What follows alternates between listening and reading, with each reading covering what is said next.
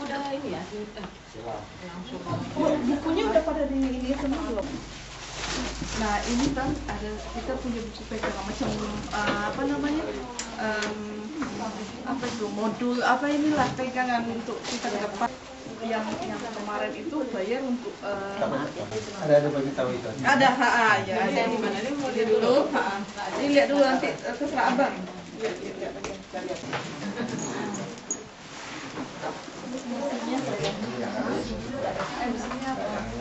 yang dicari. Makasih. Saya simpan terus ya.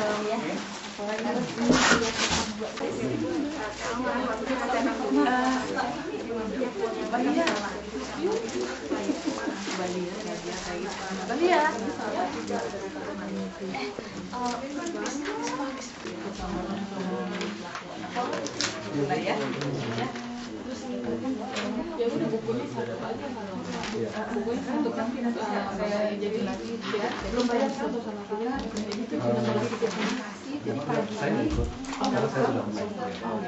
jadi sebelum makan gitu ya sama sholat subuh itu jadi 11.30 sampai 12.30 dimajuin karena ruangan ini akan pakai sebenarnya susah kita mesti luas gitu jadi kita gini-gini lah.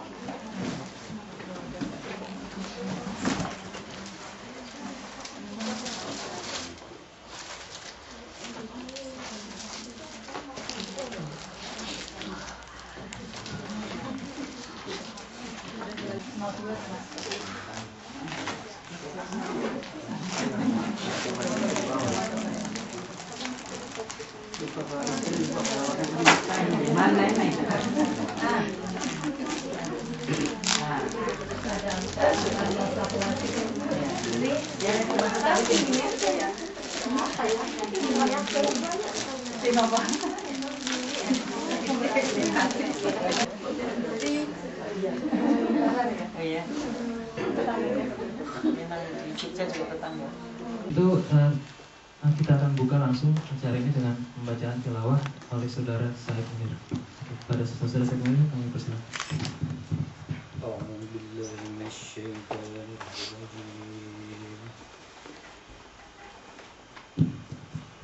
Bismillahirrahmanirrahim.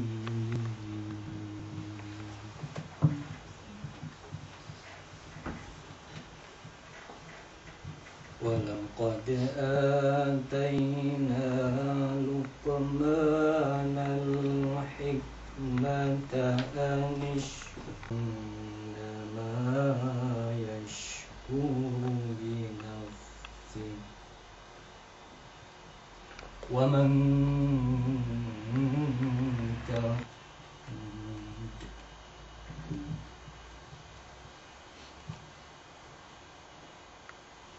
Assalamualaikum warahmatullahi wabarakatuh. Bapak, Ibu-ibu sekalian, pertama-tama marilah kita panjatkan puji syukur kepada Allah Subhanahu wa taala karena pada kesempatan hari ini kita dapat berkumpul bersama insyaallah dalam rangka untuk mempelajari beberapa firman-firman Allah khususnya dalam pendidikan anak.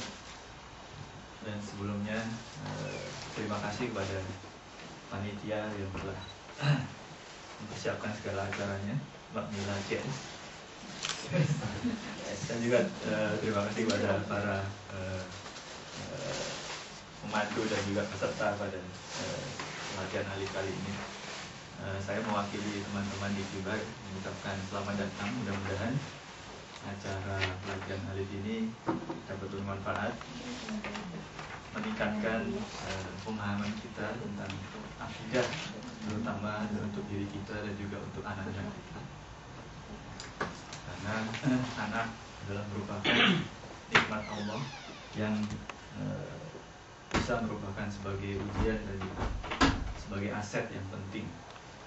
Dan untuk itu sebagai salah satu aset yang potensial bagi kita, bagi orang tua dan juga bagi umat Islam, sudah sewajarnya kita didik anak-anak kita dengan pendidikan yang baik sesuai dengan dinul Islam, din kita. dan salah satunya adalah pendidikan keimanan. Dan salah satunya mungkin dengan pelatihan alif untuk yang akan kita dalami bersama-sama pada hari ini. Mudah-mudahan dapat dengan pendidikan keimanan yang sempurna, insyaallah. Mungkin begitu saja supaya tidak terlalu lama. Jaraknya juga cuma 5 menit. Saya bacakan dulu satunya. Ibu Ana lahir di Malang 1959, memiliki 4 anak dan tinggal di Sheffield. Pendidikan terakhir lulus di Fakultas Kedokteran Gigi Universitas Airlangga dan mengajar juga mengajar di Bandung selama tahun. Pekerjaan sekarang adalah staf pengajar di Sekolah Master Rawat Gigi dan Akademi Kesehatan Gigi Departemen Kesehatan Bandung. Aktivitas-aktivitasnya banyak sekali. Mengajar mata pelajaran gizi, mikrobiologi, mengajar masalah gigi dan mulut, kepala bagian diagnostik di klinik sekolah natural gigi Bandung, supervisor dental health education di PGS Puskesmas Pelajar di Bandung, kepala bagian manajemen kesehatan gigi dan mulut di sekolah natural gigi Departemen Kesehatan Bandung, anggota tim nasional penyusun buku manajemen kesehatan gigi mulut untuk sekolah kesehatan di Indonesia, dan juga pernah menjadi ketua penyelenggara Etanas Lembaga Pendidikan dan Latihan Departemen Kesehatan Jawa Barat, kepala bagian kurikulum sekolah pengatur rawat gigi Departemen Kesehatan Bandung.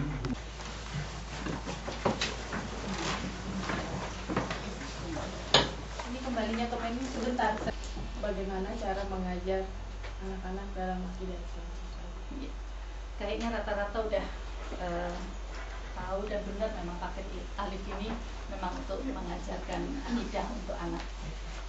Mungkin kita mulai dari awal.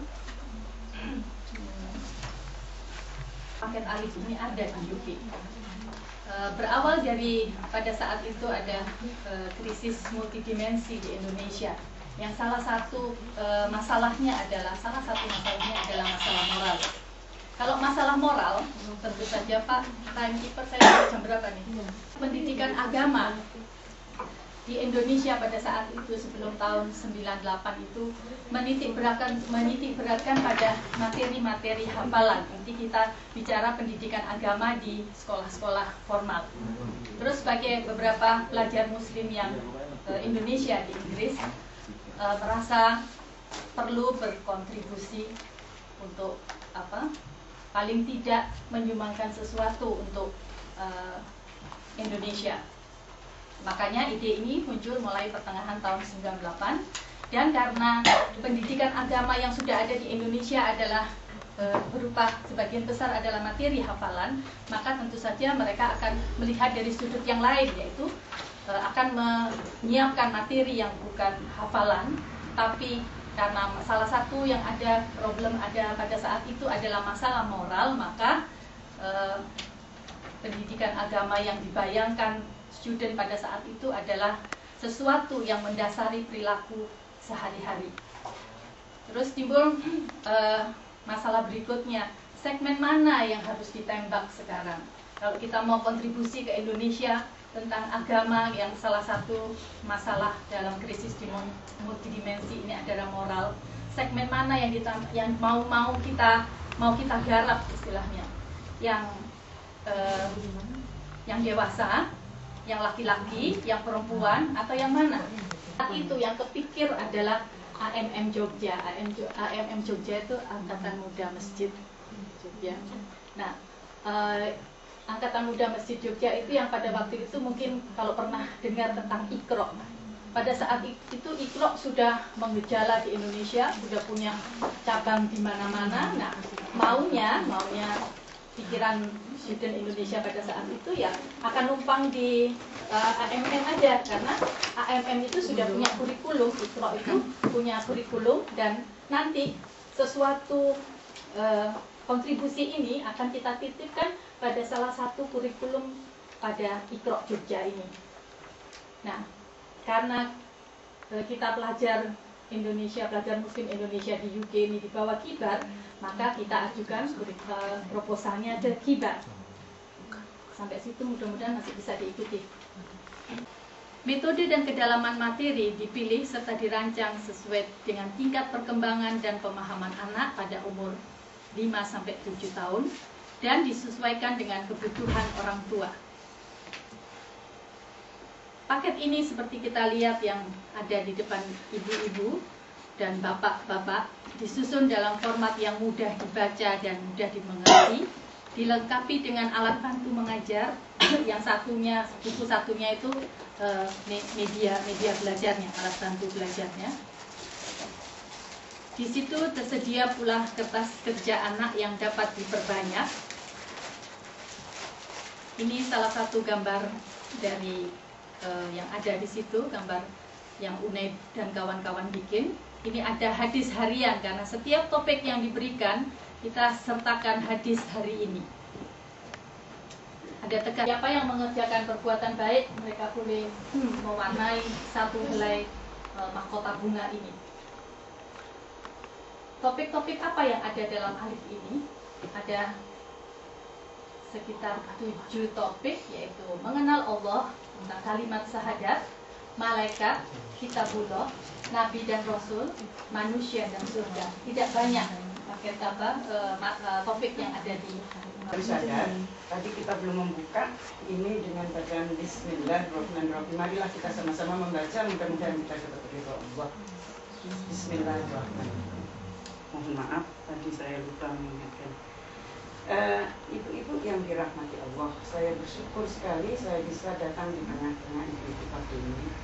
Karena kalau saya bukan karena ridho Allah, mencari ridho Allah, putih saya lebih senang weekend dengan anak saya, suami saya, di rumah, anak-anak tidak usah keluar rumah, kan begitu ya. Sama dengan ibu-ibu dan bapak-bapak, kan lebih enak di rumah. Hanya karena mencari ridho Allah, saya mau datang ke sini untuk membagi apa yang saya sudah punya pengalaman selama hidup saya.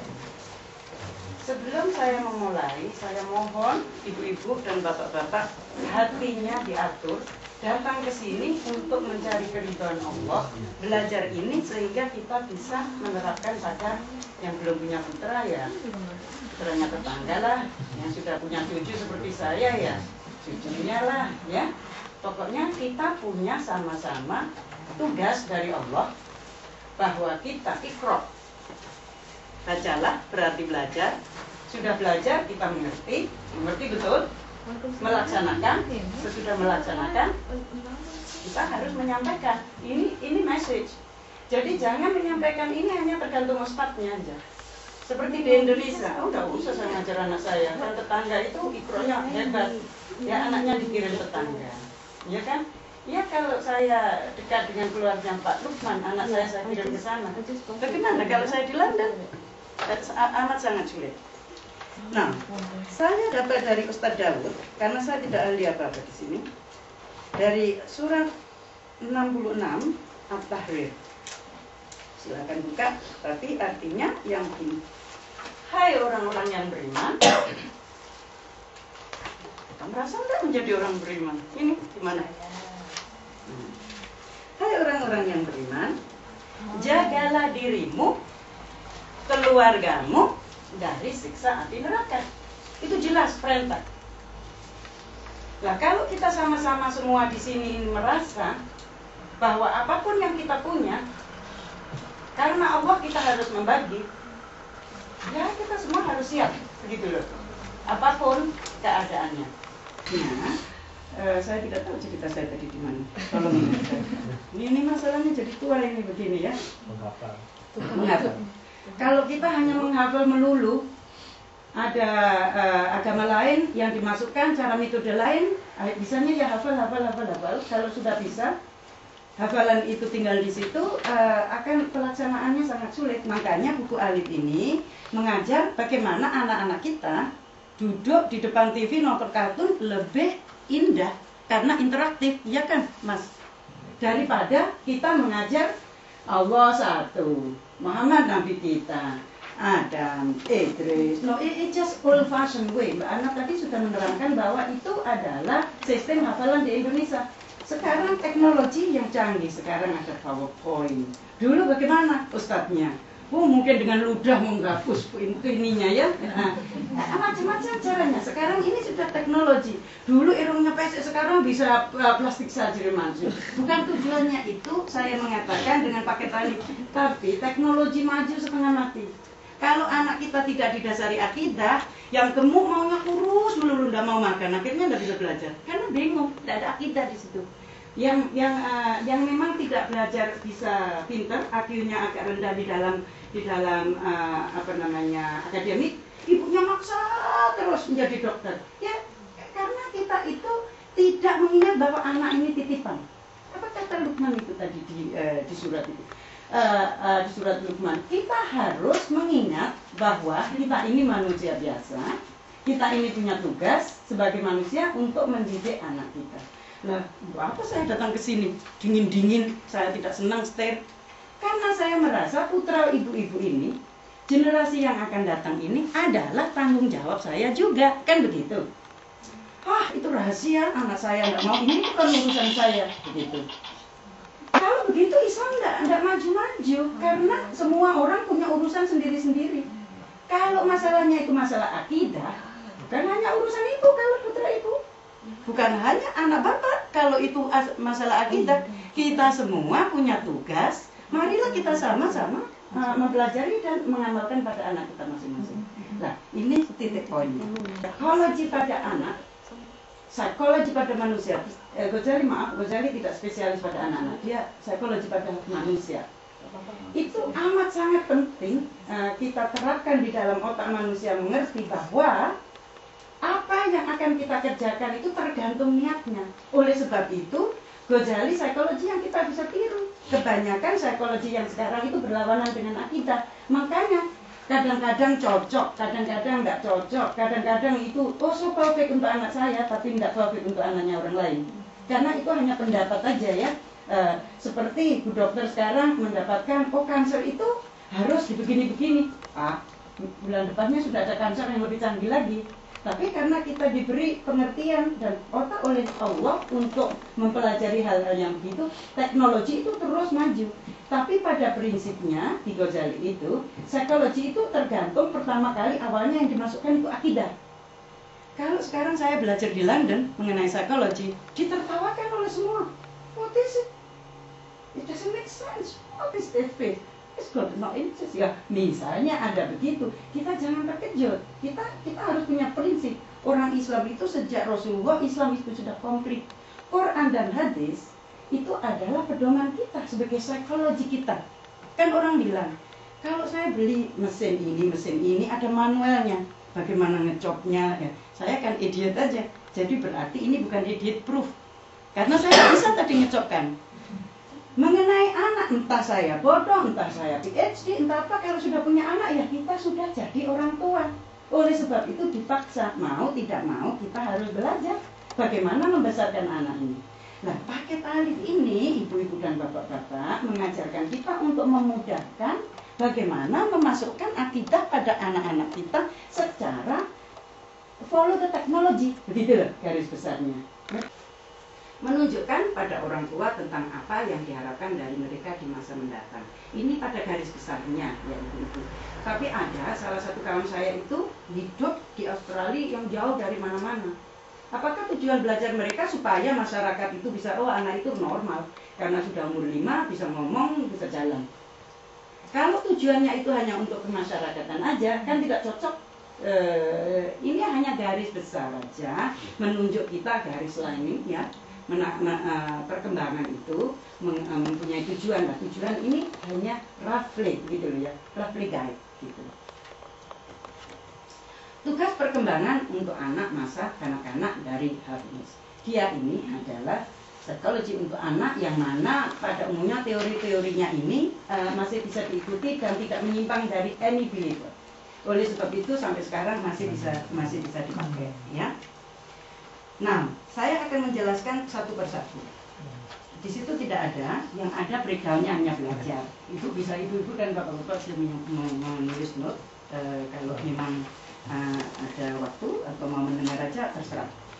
Kan anak yang sudah mulai belajar, pertama kali itu dia dapat freedom. bisa exploring, bisa pencet tombol ini, pencet tombol ini, pencet tombol ini. Lah, saya adalah ibu yang salah dulu. Saya biarkan anak saya tuh liar kemana-mana, akhirnya banyak potongan, banyak accident. Karena saya pikir saya tetap tinggal di kampung, di hutan yang tidak ada banyak orang lain. Padahal saya tinggal di London, rumah sempit, barang-barang yang dari satu tumpukan ya satu kamar itu aja. Jadi dia pencet ini, pencet itu, sering sekali meletus, kena air panas, kenapa? Itu saya kesana. Nah, kesalahan ini bukan kesalahan masalah dengan akidah, tapi ini pun perlu diperhatikan. Kalau kita punya anak kecil yang sedang berjalan secara fisik, kan kita tahu bahwa banyak bahaya. Ya beware aja, jangan ada hal-hal yang membahayakan di situ. Tapi jangan sampai stop anak exploring. It's no good. Saya itu keterlaluan banyak membebaskan juga no good. Jadi adjust yourself. Jangan menyatakan bahwa ini salah, ini betul, ini salah, ini betul. Ya biar dia explore. Siapkan aja ruangan itu sehingga ruangan itu aman untuk anak. Jangan menahan anak exploring begitu. Itu lebih baik begitu karena itu nanti akan ada hal-hal yang membuat frustrasi untuk anak dan menyulitkan kita. Akhirnya anak digendong lagi kemana-mana karena takut nyepres apa yang ada di dalam ruangan. Oke. Sekarang belajar makan. Ini terjadi banyak pada ibu-ibu yang mana malahan berpendidikan karena merasa bahwa anak itu perutnya kan masih sensitif ya.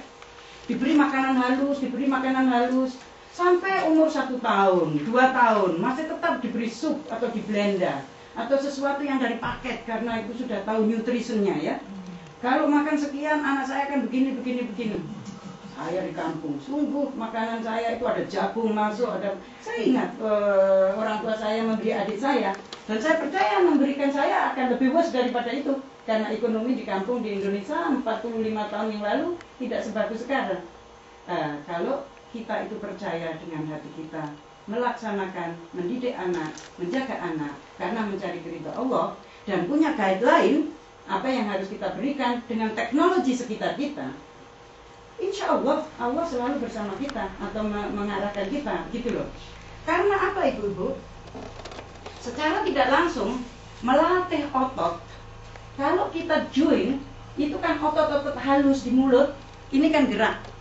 Lah gerakan ini, itu adalah pembukaan untuk anak bisa bicara. Kalau kita memberi makanan itu halus terus-menerus, otot ini tidak gerak karena dia akan swallow aja. Itu nanti kalau anak sudah bisa grabbing ada pensel ditelan, ada sweet ditelan, ada button ditelan, otomatis tidak mau mengunyah karena tidak diajar makan solid yang agak keras. Jadi pertama kali anak itu kan makan solid ya kalau sudah siap. Ingat enggak ibu-ibu?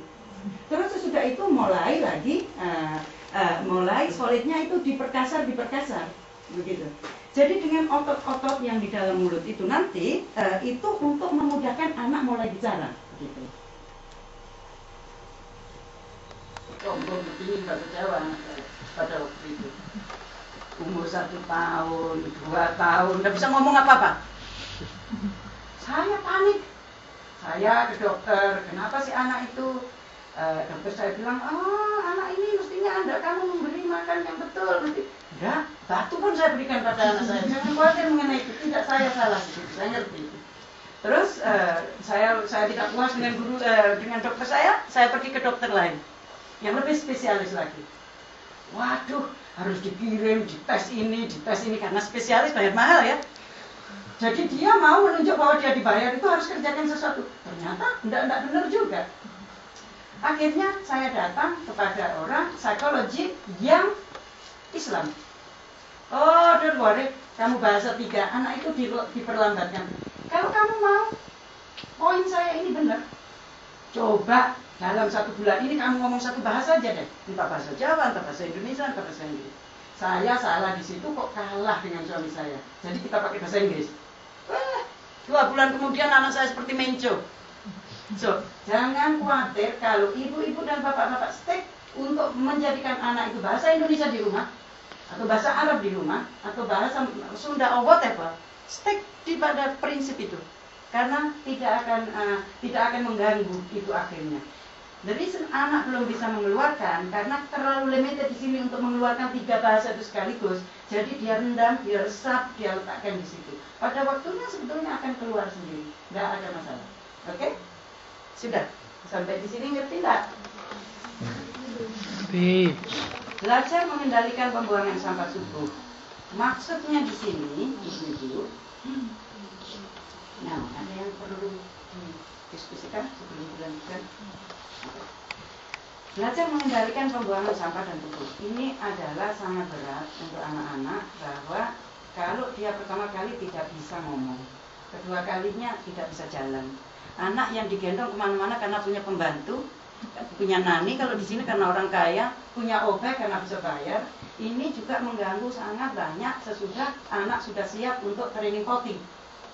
Di Indonesia tidak ada karena panas dan orang tidak apa-apa najis, tidak najis tanpa pikir banyak. Jadi dibiarkan aja anak itu mulai lahir tanpa najis.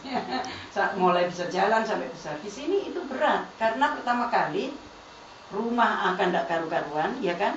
Makanya ada nama training potty. Dan nursery itu tidak akan terima kebanyakan kalau anaknya masih dinapis, begitu ya.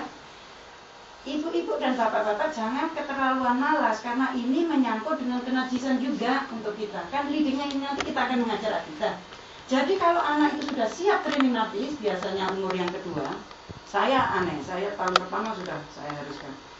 Introduce potty yang kecil itu ya, biasanya banyak dijual di market, di mana-mana, atau langsung pakai seat di atas lu yang biasa karena anak kecil itu senang seperti dewasa. Jadi kalau dia mau seperti mami, daddy, abi, umi, or whatever they call you, beli step untuk supaya bisa naik ke WC, beli seat lagi yang kecil supaya duduk seperti dewasa. Dan itu biasanya menolong anak sangat cepat. Ini perlu banyak sekali kesabaran ibu-ibu. Jadi pilih cuaca bagus. Di Inggris biasanya musim panas. Kalau belum 2 tahun tapi sudah musim panas, cobalah. Karena napis mahal. Kita harus membatirkan kita beli napis. Hanya karena kita malas.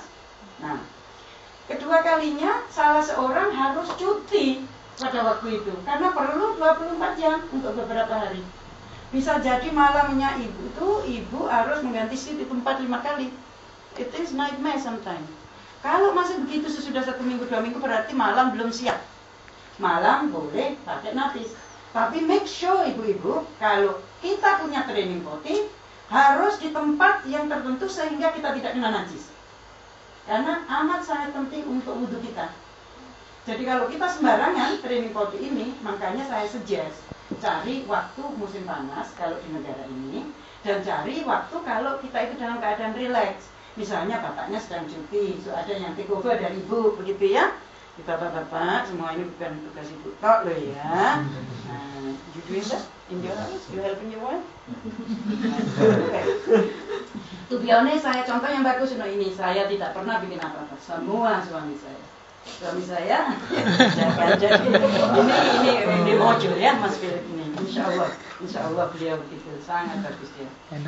Belajar membedakan jenis kelamin dan kesopanan seksual. Di saat ini anak-anak sudah mulai tahu mana laki-laki, mana perempuan. Jadi jangan malu untuk menyatakan, loh kok itu punya itu, loh kok saya punya ini. Kan anak kecil begitu biasanya. Nah, jangan sampai malu dan jangan sampai merasakan tabu. Karena anak harus secara Islami juga harus dididik. Kamu laki-laki, ini perempuan, bedanya kamu ini, laki-laki begini, begitu. Saat umur ini sudah cukup, itu sudah cukup. Begitu, ya. Jangan sampai informasi itu tidak dapat dari ibu atau orang tua dengan betul. Sehingga sampai nanti tuh besarnya pun itu dijadikan tabu. Jadi masalahnya akan tidak terselesaikan. Awal kuncinya adalah dari orang tua. Gitu. Oke. Mencapai kestabilan fisiologis. Membentuk konsep sederhana mengenai kenyataan sosial dan fisik. Jadi moderation itu. Ingat, saya di sini tidak membicarakan akidah ya, belum ke arah kita. Jadi ini hanya secara global aja, bagaimana kita harus menghadapi anak. Jangan sampai orang Inggris pikir, oh karena orang Asia, orang Islam tidak ngerti bagaimana. It's no need to be like that. Kita semua sama-sama equal opportunity untuk membesarkan anak kita di sini dan kita tahu knowledge-nya. sehingga orang lain tidak merasa kita tidak ngerti. Kan the end of the day untuk kita sendiri, untuk anak kita sendiri. Ini aset yang sangat bagus. Begitu bagus kita menerapkan mulai awal yang baik, kita punya aset yang bagus juga. Begitu, ya itu saya rasa. Belajar berhubungan secara emosional dengan orang tua, saudara kandung, dan lainnya, itu adalah sangat netral. Kalau kita punya anak, dibesarkan akan marah dulu dengan brother-nya, atau adiknya, atau ibunya. Lebih-lebih kalau anak itu akan punya adik lagi. Otomatis ini akan jealous lah. Bagaimana kita sebagai ibu? Terus kondisi fisiknya bagaimana? Kan kita punya anak, kalau melihat anak itu akan agak weak, apanya kira-kira kurang kita memberikan, betul tidak nutritionnya? Kita tanggung jawab semua ibu-ibu. Karena perkembangan anak-anak umur sekian tidak bisa keluar cari-cari. Jadi kita yang harus mengatur dia atau mendidik dia secara fisiologi, secara fisik, secara bagaimana membagi ibu kalau mau punya adik lagi, bagaimana kalau bapaknya datang, ibunya juga perlu waktu, tapi ibunya juga dengan bapaknya aja karena punya masalah atau bad temper. Jadi semua itu adalah rangkaian untuk membesarkan atau contoh pertama dari keluarga untuk anak kita.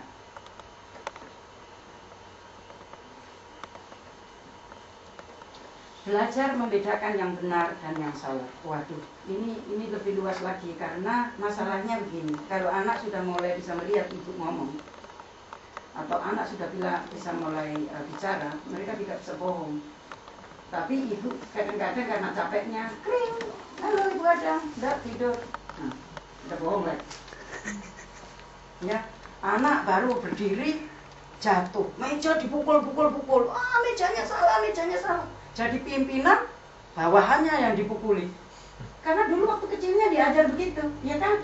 Jangan diharap bahwa apa yang kita berikan kepada anak itu tidak kembali. Anak itu akan memakai lagi. One way or the other. Entah itu nanti sesudah dia menjadi power in the government, menjadi suami atau menjadi istri pada anaknya sendiri, atau kepada kawan-kawannya di sekolah. Sebentar, boom, dipukul. Sebentar, boleh pukul, saya percaya. Zaman saya dulu kan boleh, sekarang kan tidak boleh di Inggris. Kalau pukul itu nanti social worker akan datang take over anak kita. Tahu itu, ya? I don't know in Malaysia. In Malaysia the same? Nah, sama juga. Zaman dulu, anak saya begini. Kalau kamu kerjakan sekali, 2 kali, 3 kali, no warning. Boom, pantatmu. Sekarang ada peraturan baru di Inggris, tidak boleh. Anak kecil pun akan masuk api, tidak boleh dipukul. Hanya digendong, sayang, begitu aja. Itu government mengajar kita. Sekarang your own adjustment ibu-ibu dan bapak-bapak. Kalau itu memang membahayakan, tidak usah dipukul seperti saya. Saya kan memang seperti tentara dengan anak saya. Itu salah. Saya tidak proud dengan itu. Saya salah gitu. Jadi ibu-ibu dan bapak-bapak bisa punya sistem lain.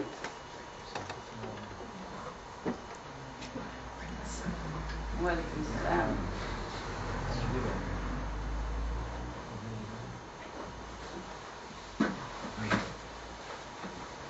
Silahkan duduk, Bapak. Sebagai seorang Islam, jangan mau menanamkan kalau benar itu benar, kalau salah itu salah. Misalnya, kalau kita anggap itu betul-betul benar, we have to be consistent. Bapak-bapak dan ibu-ibu dengan mendidik anak itu harus konsisten. Kalau hari ini anak tidak boleh begini hari ini, besok karena ibunya capek atau sakit dibolehkan. Anak akan confused, anak akan belajar yang jelek. Jadi kalau hari ini tidak boleh pukul adik, nah pukul itu sakit, adik dipukul ibu. Karena apa yang dia pukul itu kalau kita tidak memberitahu dia bagaimana rasanya dipukul, kan tidak tahu. Itu sistem saya. Kalau sistemnya ibu-ibu lain, terserah. Yang penting melarang tidak sesuai dengan hukum Allah dan Quran. Kalau itu memang betul-betul tidak necessary, tidak, ya sudahlah, kan tidak ada efeknya apa-apa begitu loh. Tapi kalau ibu itu believe itu akan membahayakan anak, kalau tidak ya tidak harus konsisten begitu. Ngerti yang saya maksud? You have to be consistent. Kalau bilang ya pertama kali, jangan diulangi besok. No problem. Anak tidak akan bisa mengikuti begitu loh. Nah, sampai di sini keterangannya banyak sekali itu, walaupun perkembangan itu sangat sedikit karena kita akan leading itu karakteristik anak. Di karakteristik anak itu nanti akan sangat mudah karena tinggal kita review aja, sudah ada semua ada di situ. Tapi perkembangan memang tidak kita tetapkan dengan banyak. Itu adalah kemampuan atau yang saya anggap betul dalam mendidik anak.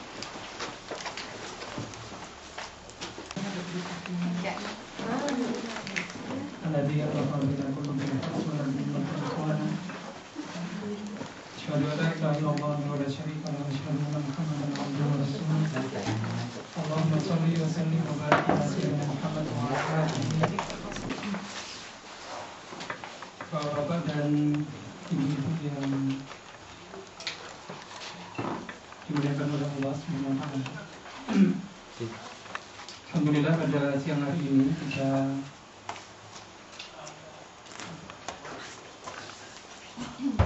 ditemukan oleh Allah Subhanahu wa taala dalam acara yang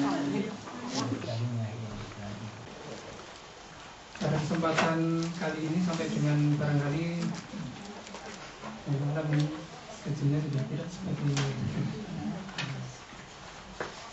Melihat dari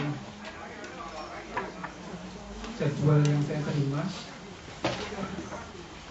1 jam ke depan gitu ya, kita akan membahas bersama tentang pendidikan akidah Tuhan. Pendidikan akidah Tuhan.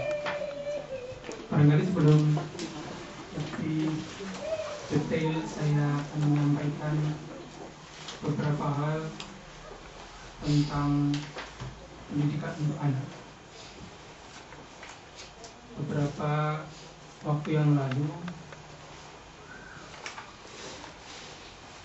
ketika sebenarnya kan Ustaz yang dan saya kemudian mereview tentang akidah, sehingga barangkali pada siang hari ini saya akan mencoba mereview saja tentang akidah, pentingnya akidah. Nanti mungkin pemandu dan pelatih-pelatih selanjutnya akan memformulasi bagaimana cara praktisnya mendidik anak tentang pentingnya akidah. Saya kira itu sudah dari kecil kita anut agama Islam. Di dalam Islam kita akan mengenal adanya bangunan Islam atau al-bina al-Islam. Al-bina al-Islam, bina al-Islam, bangunan Islam. Kalau saya sebagai seorang yang pernah belajar tentang bagaimana cara membangun rumah gitu, karena di civil engineering. Jadi kalau kita membangun rumah tidak mungkin dimulai dari atap misalnya. Bagaimana mungkin kita membangun rumah mulai dari atap? Saya kira nonsens.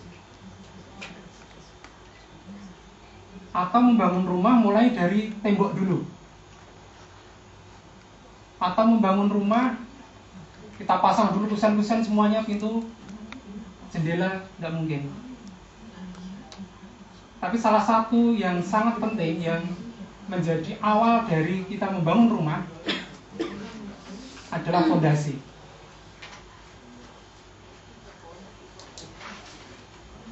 Di tahap pertama dalam membangun rumah itu adalah fondasi. Demikian juga kalau kita bicara tentang binaul Islam, tentang bangunan Islam, maka di dalam bangunan Islam itu ada 3 bagian pokok. Yang pertama yaitu fondasi, asas. Kemudian yang kedua adalah temboknya, penyokongnya, pilar-pilarnya. Dan yang ketiga yaitu muayyid atau atap, nah, semacam atap gitu. Nah, di dalam Islam yang menjadi fondasi, yang menjadi dasar dari bangunan Islam, itu adalah ada dua. Yang pertama yaitu akidah. Dan yang kedua adalah ibadah. Sehingga Bapak dan Ibu rahimakumullah, rumah akan berdiri dengan kuat. Rumah akan bisa bertahan lama kalau fondasinya kuat.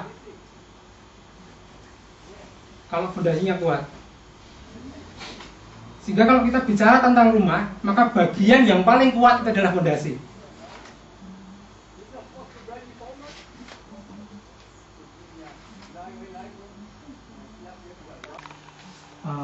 Tepat, dan malaikat Jibril itu juga membenarkan apa yang diucapkan oleh Rasulullah. Salah satunya adalah di pertanyaan itu adalah tentang definisi dari iman. Dia disampaikan bahwa iman itu ya rukun iman itu. Nah kemudian inti dari rukun iman adalah syahadat. Inti dari rukun iman adalah syahadat. Kalau kita bicara tentang syahadat, kita lihat bahwa syahadat itu ada dua hal. Yang satunya yang patut disembah, kemudian yang kedua syahadat Rasul. Pengakuan bahwa Rasulullah SAW Muhammad itu adalah utusan Allah yang membimbing manusia. Yang pertama yaitu tuntutan fitrah manusia. Tuntutan fitrah manusia. Bicara tentang fitrah manusia, bahwa sebenarnya manusia itu sejak lahir sudah dalam keadaan beriman kepada Allah SWT. Sejak lahir, sejak sebelum lahir barangkali ya, malah sejak sebelum lahir, kita masih di sulbi ibu kita, roh-roh kita sudah dijanji oleh Allah SWT. Roh-roh kita sudah disumpah oleh Allah SWT.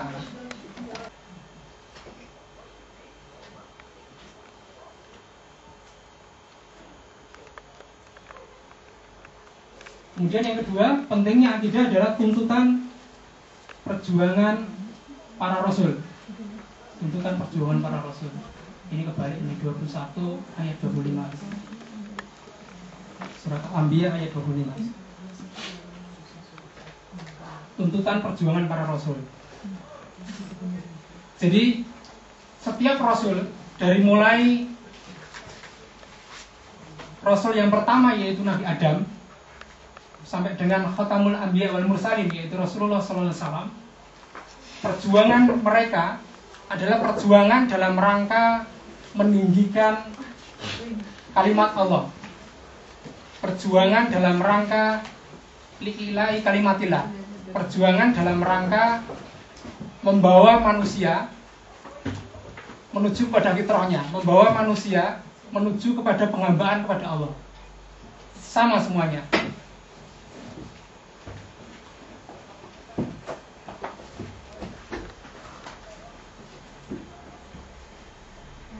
Yang berikutnya adalah pengendalian nafsu. Jadi kalau melihat di surat Al-Baqarah ayat 205 ini, kita akan melihat bahwa kecenderungan manusia itu adalah berbuat kerusakan di muka bumi.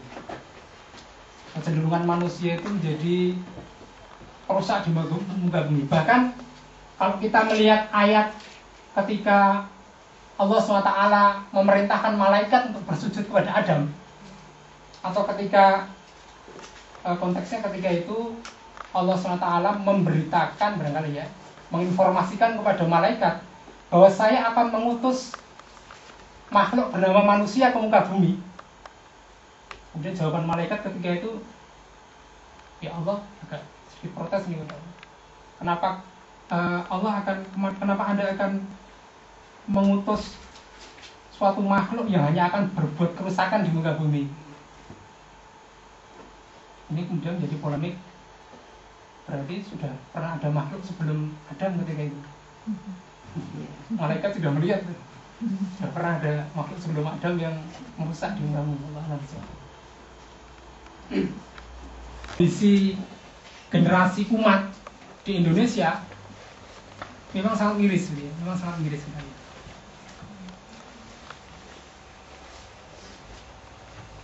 Dan ini memang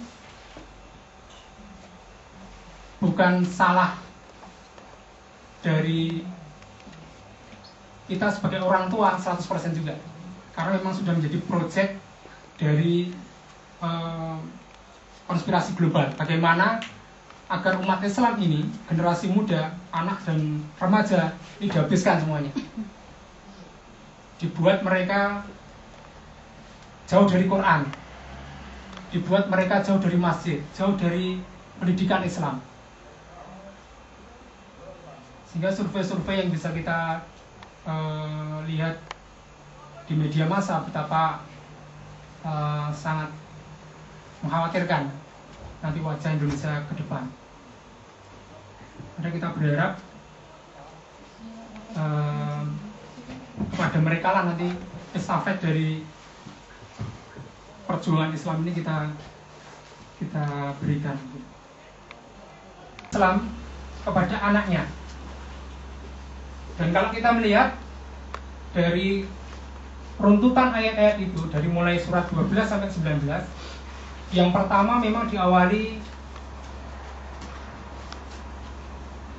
hubungannya dengan Allah SWT. Bagaimana menguatkan anak Luqman ini, bagaimana memberikan landasan fondasi yang kokoh tentang pemahaman keimanan kepada Allah SWT.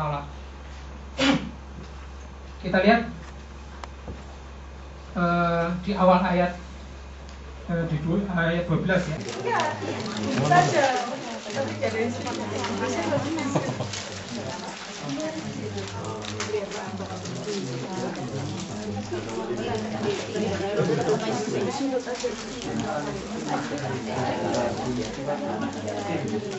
Sudah saya terangkan mengenai perkembangan anak mulai dari 0 sampai 6. Saya garis besari lagi, kira-kira ada expert, ada dokternya, kalau salah ada yang itu merasa seperti saya bilang Allah bukan karena nature ya. Begitu anak lahir, tadi sudah Pak Ustadz katakan lahir itu semua sudah bersih. Kalau kita way of life kita Islam, kita sudah bersahadat, kita membesarkan anak karena anak tergantung kita. Mau dijadikan Yahudi, Nasrani, atau Atheist, itu terserah kita lah. Kita ini ada bantuan buku ini, mudah-mudahan dengan memasukkan akidah ini akan dimudahkan gitu kira-kira. Tadi perkembangan yang lahir, terus umur 6 bulan, mulai makan yang makanan halus, mulai makan makanan yang agak keras, jangan terlalu banyak di blender supaya bisa bicara itu membantu pembicaraan. Sesudah training napis, semua itu step yang really natural. Di kampung saya tidak pernah diajari begitu waktu saya kecil dulu. Ya orang melahirkan sampai 10 kali, 9 kali, ya pokoknya adiknya, digendong kakaknya, ya itu saja. Tapi karena kita belajar sekarang ini tidak di kampung saya atau tidak di kampung kita kan di teknologi yang baru. Kalau anak kita didik, ya biarkan di situ, nggak usah di training, nanti kan kering-kering sendiri, insya Allah nggak jadi. Sholat kita akan nggak karu-karuan karena tempat kita akan semua najis. Nah ini harus diperhatikan, tempatnya sempit di Belitung. Kadang-kadang nggak ada matahari, pintu nggak bisa dibuka, jendela nggak bisa buka, pintunya boleh dibuka karena harus keluar masuk. Tapi jendela kan mahal ya dibuka, heatingnya keluar semua itu. Jadi kita yang harus pintar, kita yang harus adaptif teknologi. Kenapa kita semua datang ke sini untuk S1, untuk S2, kawin dengan S1, kawin dengan S2, whatever it is. Tapi tidak mau menjadikan Islam ini disesuaikan dengan teknologi untuk memasukkan akidah dengan mudah. Begitu. Itu kita bodoh sendiri dan kita akan dituntut oleh Allah nanti. Sekali lagi, saya harus menyampaikan apa kesalahan saya. Kalau tidak, saya dituntut oleh Allah. Beta, kamu kan sudah salah. Jelas-jelas salah sesudah tahu akidahnya. Kenapa kamu tidak sampaikan kepada saudara-saudaramu? Lah, kalian semua di sini saksi. Saya sudah menyampaikan apa yang salah, tinggal pelaksanaannya there is depend of follow. Terserah kalian semua untuk melaksanakan akidah ini dengan adanya contoh yang sudah saya katakan salah dari mulai tadi. Nah, sekarang kita akan membahas mengenai karakteristik anak. Anak umur 5 sampai 7, kalau yang sudah punya anak, ya 1 atau 2, mungkin anak pertama itu masih semua nervous ya. Di mana-mana itu akan sama. Lebih-lebih di negara ini karena nonton TV. Baru hamil aja TV-nya sudah begini, nanti hamilnya melahirkannya mau ikut seperti TV. Ada di air, ada di sini. Semua kalau Allah sudah yang mengatur. Iya, tetangga saya itu udah mau natural, mau di dalam air, tapi dia itu dapat uang dari Social Security, tidak bisa kemana-mana. Terus alasannya apa? Kenapa kamu begini aja diberi oleh pemerintah, sekarang pilihanmu terlalu banyak. Habis saya tidak punya apa-apa. Toh bisanya saya yang minta aja pada pemerintah. Kamu yang kerja ya, kamu yang bayar dengan pajakmu untuk saya sekarang. Saya mau melahirkan di rumah dan di dalam air. Nah itu haknya dia. Kita kalau makanya cari visa kan sulit ya ke sini. Kalau sudah di sini kita punya hak, lah gunakan hak kita. Jangan melanggar kewajiban kita, tapi menggunakan haknya orang lain terlalu banyak. Ini wrong way round. Jadi kalau kita sudah di sini, bagi yang hamil, silakan minta apa yang mau karena akan disiapkan di rumah sakit masing-masing. Mau natural kayak, mau epidural kayak, mau di rumah kayak, terserah. Allah saya rasa tidak melarang itu. Yang dilarang tidak berusaha, insya Allah, kalau betul-betul anak itu harus disesar, ibunya tetap screaming, tidak mau natural lah, itu saya tidak tahu lagi ya. Insya Allah tidak ada ibu yang begitu, karena melahirkan itu juga sudah menjadi jihad untuk wanita. Ibu-ibu sendiri tahu kan, melahirkan adalah jihad untuk wanita. Saya karena sudah tidak bisa melahirkan lagi, saya pilih haji. Karena haji adalah jihad bagi wanita yang tanpa darah. Benar tidak Pak Ustaz? Kalau saya hanya kesini aja, nanti semua tidur. Oh, pada yang ngorok segala macam. Jadi saya ini hanya intermezzo saja sedikit. Tapi yang ada hubungan dengan ini. Sekarang karakteristik anak umur 5-7, ibu-ibu sudah tertanyakan yang sudah punya anak 2 mestinya akan tahu. Ada bedanya. Kalau kita itu hanya konsentrasi dengan satu anak, anak pertama mungkin tidak terasa perkembangan anak karena setiap hari kan dengan itu aja ya. Tapi sesudah punya anak yang kedua atau ketiga ini beda sekali, rasanya beda sekali. Karena anak yang umur 5 atau sampai umur 7 ini sedang berada pada akhir dari bagian awal masa kanak-kanaknya. Jadi awal kanak-kanaknya ini umur 1, umur 0 sampai umur 5. Ini sudah awal. Bukan awal hidup loh ya. Bukan awal hidup. Karena tadi sudah diterangkan Ustadz, kan kita itu sudah diberi waktu sudah di rahim itu sudah dinyatakan Islam. Waktu dinyatakannya itu lebih banyak lagi, harus tanya Ustadznya bukan saya. Tapi menurut banyak teori yang saya sudah lihat, bahwa dikategorikan oleh psychoanalyst khusus untuk anak-anak atau perkembangan manusia, bahwa umur kosong waktu lahir sampai umur 5 itu adalah tahap pertama dalam umur itu. Makanya dikatakan itu umur ulang tahun pertama, ulang tahun kedua bagi mereka yang ulang tahun. Tapi kalau kita jadi orang Korea, tahu itu. Ulang tahun pertama itu sudah kedua. Ada yang tahu itu? Di Korea itu anak umur 1 itu sebetulnya sudah umur 2. Perkembangan anak. Umur sekian ini memang akan kelihatan. Saya tidak bisa memberikan contoh ya, karena itu harus kita sendiri yang punya anak. Akan kelihatan sekali kok. Agar aspek-aspek perkembangan itu dapat tumbuh dengan optimal, diperlukan rangsangan, terutama selama masa sensitifnya. Kadang-kadang ya anak itu umur 3-4 cuek aja, kita ajak ke pub, dia ngomong aja dengan apa saja sekitarnya. Tiba-tiba umur 5 dia malu, dia tak mau ngomong. Jadi jangan panik, anak saya kok jadi begini. Walaupun Bu Dokter sendiri mungkin bingung anaknya begitu. Karena tetangga saya itu sungguh juga dia malahan bukan dokter, dia dentist. Anaknya begitu dia bingung. Tiba-tiba aja sesudah masanya ini terlalu kembali seperti biasa lagi. Tidak usah terlalu dikhawatirkan. Perkembangan kemampuan fisik. Nah, ini ada dibagi beberapa ya, 1, 2, 3, 4, 5, 6. Ada perkembangan kemampuan fisik, perkembangan intelektual, perkembangan kemampuan bahasa, perkembangan kemampuan sosial, dan perkembangan emosional, perkembangan kepribadian. Semua perkembangan ini akan terjadi pada anak umur sekian ini. Dan itu pertama kali, jadi nyolok sekali. Nanti ini di sini di handout juga sudah dinyatakan walaupun tidak lengkap tip bagaimana sih kalau ibu-ibu di rumah nanti, loh anak saya kok sini bisa dilihat ke sini lagi ya. Oh iya ya, dia bisa begini, dia mau begini, dia kok ngajak-ngajak banyak gitu. Saya akan terangkan misalnya sedikit lagi. Ini hanya psikologi aja mengatakan begini. Anak saya nomor 1 sama persis begini, anak saya nomor 2 opposite seperti begini, tiga-tiganya semua normal. Jadi kita yang harus memikirkan bahwa tidak harus apa saja itu seperti buku. Ini hanya sedikit guideline. Anak usia prasekolah, yaitu taman kanak-kanak yang normal adalah anak yang menunjukkan keinginan yang banyak dan aktif. Tadi kan saya sudah bertanya, Mas yang dari Malaysia, kenapa sih anak saya kok begini? Nah, itu dalam masa ini. Nah, dalam masa ini, insya Allah,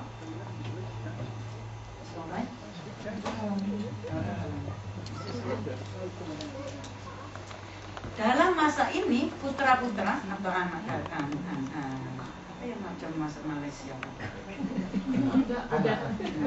Nah, anaknya, bapaknya anak siapa? Ya bapak, dipanggil bapak. Ayah. Ayah dan ibu, ayah dan mak ya. Ibu. Sama. Ayah dan ibu biasanya harus diperhatikan anak umur sekian. Lebih-lebih kalau dia punya kakak perempuan. Nah, perempuan cara perkembangannya lain. Perempuan mungkin senang lebih menulis. Perempuan lebih senang hide and seek. Perempuan mungkin lebih senang gambar. Laki-laki mungkin lebih senang dengan fisik. Kalau ini tidak dikendalikan, akan terjadi ke frustration, ingin pukul kakaknya, mengganggu yang lain, apa saja diberi dibuang. Jadi mudah-mudahan dengan adanya exercise fisik sebentar, 10 menit, 15 menit, regular, every day, come back, insya Allah okay.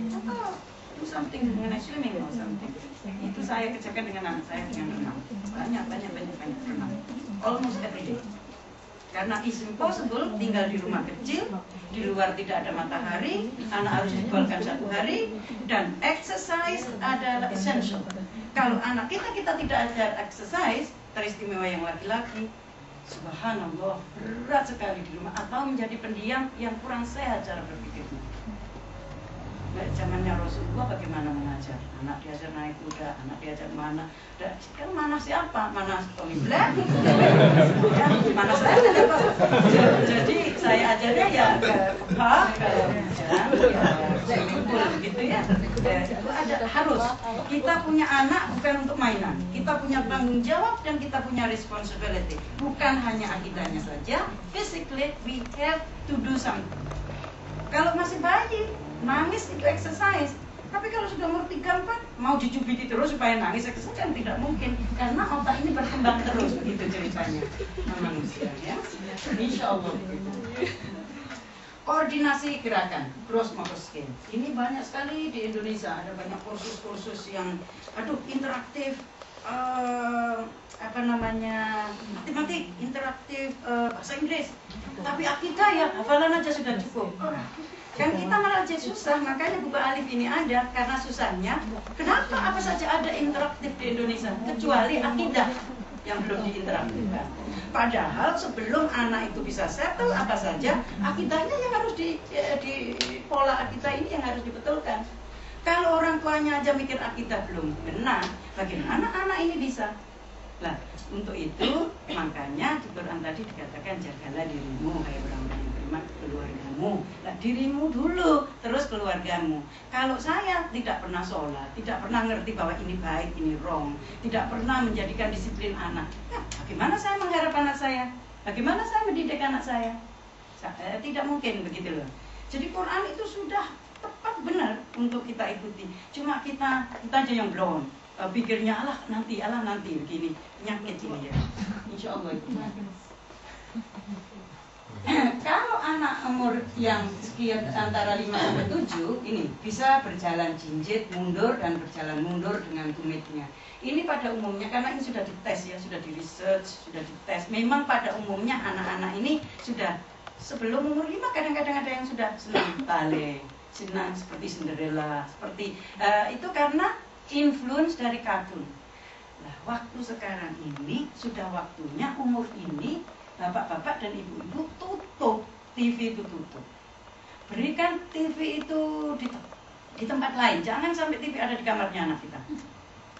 Betul. Jangan sampai saya ini tidak pernah punya TV kecuali satu, ada di kamar tamu yang bisa dibuka Jumat 1 jam atau Sabtu bersama-sama keluarga nonton film yang kita sudah ambil dari selama 1 minggu itu atau ambil dari luar.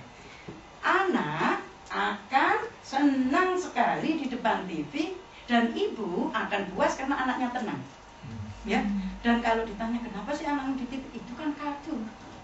Do you know what that mean? Orang Yahudi yang bisnisnya besar untuk membuat kartun itu, yang moralnya kadang-kadang tidak Islami.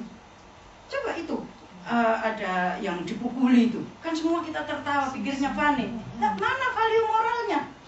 Oh, masa ada ketemu apa itu yang Tom and Jerry, terus itu kan klasik kartunya orang sini, tapi value-nya apa kalau kita pikir lagi? Terus banyak sekali film-film. Justru saya tidak tahu film anak-anak karena saya hardly ever watch television. Kalau pemerintah Inggris itu boleh memberikan orang dengan sertifikat untuk anaknya tidak nonton TV, sebetulnya saya berhak gitu loh. Cuma saya malu aja klaimnya karena harus ke rumah Queen. Jadi daripada saya share dengan mereka, lebih baik saya share dengan kalian semua di sini. TV itu tidak menjadikan anak-anak kita pintar, no. Karena banyak negatifnya yang lebih banyak daripada positifnya. Begitu game, kalau kita bisa mengalihkan game ke buku, tidak bisa tiba-tiba seumur 5, 6, ayo kita reading, tidak bisa. Mulai awal, mulai bangun, anak itu harus dikenalkan dengan huruf Quran, mulai harus dikenalkan untuk membaca, mulai harus dikenalkan untuk aktif learning. Kalau ibunya sedang baca, anaknya baca. Kalau ibunya baca lain, kan baca itu tidak selalu hanya Quran terus. Nanti anaknya bingung kalau ke sekolahan, ceritanya kok Nabi ada terus. Anak ini kan punya Cinderella, punya ya macam-macam lah ya, klasik-klasik story dari sini. Nothing wrong with that. Begitu anak sudah bisa cerita, begitu anak sudah senang baca buku, tinggal gelending, kita hanya tinggal encourage saja, begitu loh. Ini harus dimulai pada umur ini, bapak-bapak dan ibu-ibu membacanya. Introduce-nya waktu mulai lahir, waktu perkembangan tadi, yang waktu saya mengatakan pada bapak pertama tadi, begitu. Bisa berlari dengan cepat, meloncat, berlari dengan satu kaki dan terlibat dalam permainan. Kalau laki-laki, anak-anak laki-laki biasanya larinya yang ke sini nih, lari cepat. Yang girls normalnya senang yang jinjit mundur di depan kaca begini. Kadang-kadang pakai roknya ibunya, kadang-kadang pakai. Terus ibunya ini jangan melarang karena itu dia image bahwa dia mau dewasa. Ada perkembangan di situ. Don't worry about that. Mess, kita suruh mereka mengembalikan dengan baik. Atau kita memberikan sekarang di London itu banyak charity shop yang bisa beli apa saja 10p, 20p. I think untuk perkembangan anak is worth it. Money worth spend. Kalau 10p untuk anak-anak bermain ini ya, insya Allah tidak ada masalah. Bisa berdiri di atas satu kaki, lompat dan mendapat dengan menggunakan jari kaki sebagai landasannya. Loncat kodok sebanyak 2 atau 3 kali. Saya pernah melihat anak saya yang ketiga itu tidak bisa jongkok sama sekali. Tidak bisa jongkok. Terus kalau dia sekolah itu katanya gurunya tidak pernah mengikuti instruction dari guru. Apakah pernah ibu-ibu diberitahu gurunya, anakmu ini pernah dengar, anakmu ini liar, anakmu ini tapi dia bilang, tapi dia pinter. Anak saya nomor 3 itu. Kalau dia pinter, dia tidak mau mendengarkan kamu, berarti mungkin kamu boring. Mungkin bagi dia, saya malah GR, wah ini lebih intelektual daripada yang kamu pikir. Kayaknya ini seperti orang Jawa yang pintar begitu lah ya. Terus tiba-tiba, kalau saya melihat dari depan, dia itu sangat menarik dengan apa yang saya ngomong. Kalau saya dari belakang, dia ignore. Saya pikir lama-lama, subhanallah, jangan-jangan ini budak. Dia itu sudah 80% budak. Anak saya yang nomor 3 itu umur 6 tahun. Budak sampai umur 6 tahun ibunya tidak tahu, bapaknya nggak ngerti, gurunya bingung. Akhirnya kita setuju mungkin dia budak. Terus dia tanya, ditaruh bel, ding, ya dia karyawan aja bekerja, ding, sedikit aja tension. Tapi dia itu belajar banyak instruction dengan image dan membaca. Akhirnya dia dapat operasi. Oleh sebab itu kalau putra ibu-ibu tidak bisa jongkok, yang normal jongkok aja. Kan kita harus mengajar anak sujud. Kita harus sudah memulai anak-anak ini diajar sholat, ngerti? Apa hubungannya dengan jongkok? Kalau mereka tidak bisa jongkok, menurut teori ini, kita akan tahu sebagai orang Islam jauh sebelum teori ini. Karena anak kan sudah harus diajar sholat. Nah, untuk sholat kan harus sujud, ada jongkok, harus sujud, kita akan tahu. Nah, anak saya ada kesulitan sujud, akhirnya memang kakinya itu seperti ibunya, kaki duck, apa namanya, bebek. Jadi kaki bebek itu kan begini. Jadi kalau ya maklum kan saya orang kampung, saya tidak pernah pakai sandal atau sepatu. Saya itu jalan kaki nyeker, orang kampung. Sampai saya SMA mungkin, I don't know, I can't remember. Anyway, anak saya ini punya kaki ini, jadi dia banyak lari. Kalau banyak lari itu akhirnya somehow nerve-nya keluar ya. Nah itu dokter yang akan lebih expert daripada saya. Kita sebagai orang Islam itu diberi tanda-tanda untuk perkembangan manusia atau anak kita ini jauh lebih canggih daripada psikologi atau daripada analis yang menyatakan anak perkembangannya begini-begitu. Karena tadi kalau anak ini umur sekian belum bisa jongkok seperti yang ditaksirkan oleh research, kita akan tahu. Karena kalau ibu-ibu ini tidak tahu anaknya tidak bisa jongkok sampai umur 7, tugas kita gimana ini mendidik anak untuk sholat?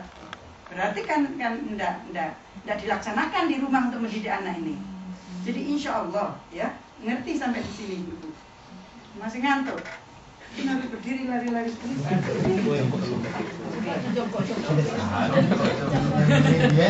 Mulai itu sepatu begitu, anak ketika tidak ngerti sama, mungkin sampai sekarang mungkin tidak bisa itu dia menali itu, kecuali terpaksa mungkin ya. Nah, ini adalah salah satu garis besar aja, garis lighting aja. Kalau memang dia tidak bisa umur sekian ini, ibunya aja yang malas. Insya Allah umur sekian ini anak sudah bisa begini. Bagaimana anak saya itu basah? Lah memang tidak dibiasakan mencuci tangannya sendiri. Biasanya itu ibunya yang mencuci terus. Jadi sampai umur 10 pun itu masih basah semua kalau mencuci sendiri. Lihat di sini anak Nazare yang ada anak-anaknya orang Inggris semua sudah bisa itu. Anak umur 5-7 sudah bisa semua.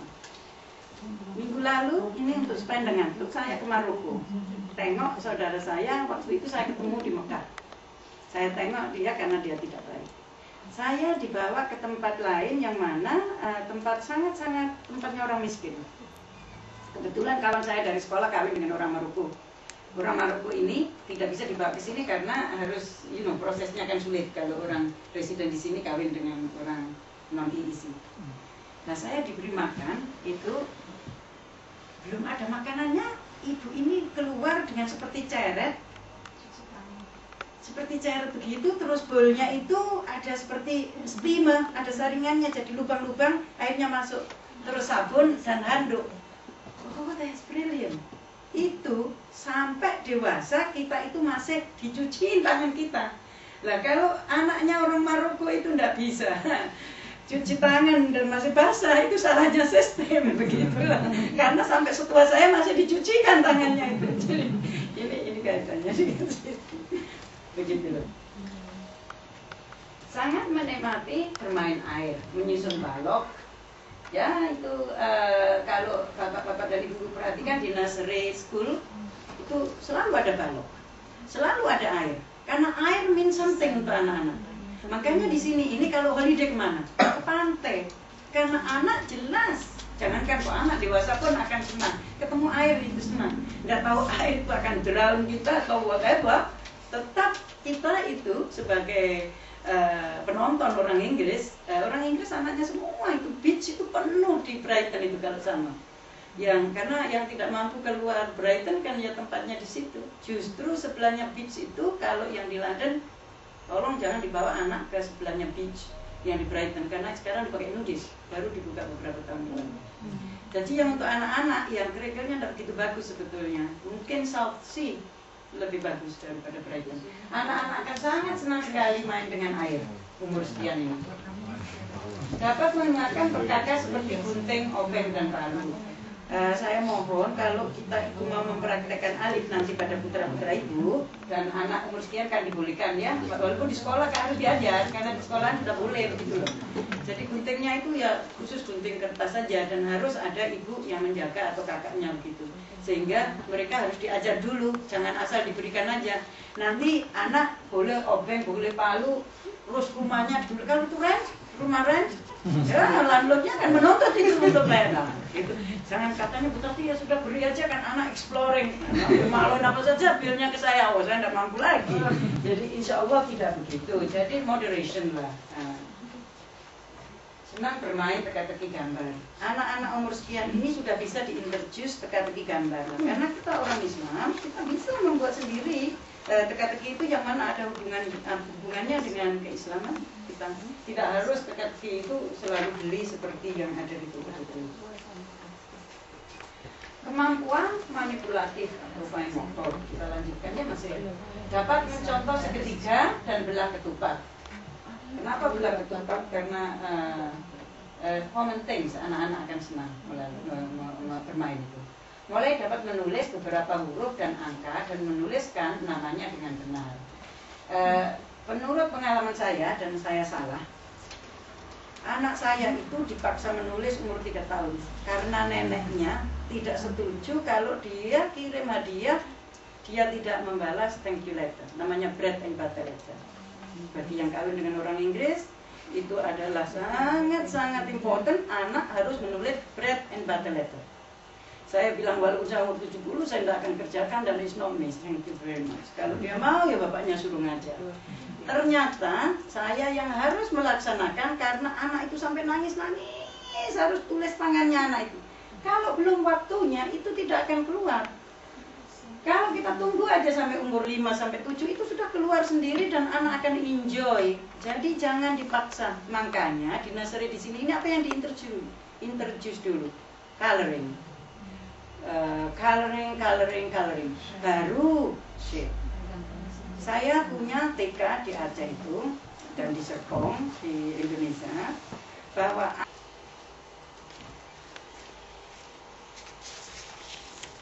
aktivitas pendidikannya adalah mengembangkan konsep Islami dan melaksanakan ajaran-ajaran Islam dalam kehidupan sehari-hari.